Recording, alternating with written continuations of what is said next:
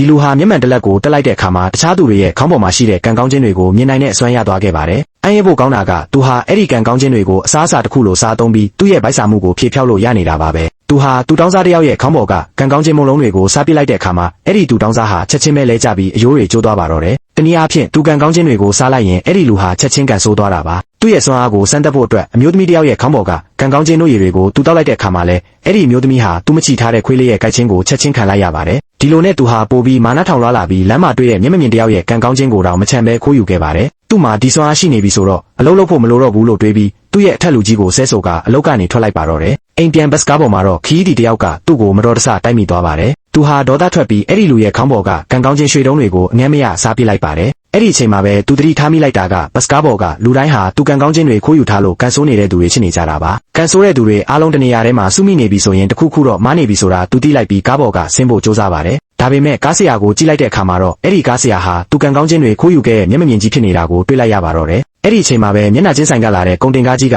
ဘတ်စကားကိုတိုက်မိသွားပြီးရှေ့ဆုံးမှာထိုင်နေတဲ့သူဟာလည်းသတိလစ်သွားပါတော့တယ်။နောက်ဆုံးမှာတော့သူ့ရဲ့လောဘကြောင့်ပေးဆက်လိုက်ရပြီးသူခိုးယူခဲ့တဲ့ကံကောင်းခြင်းတွေဟာမူလပိုင်ရှင်တွေစီကိုပြန်လည်ရောက်ရှိသွားပါတော့တယ်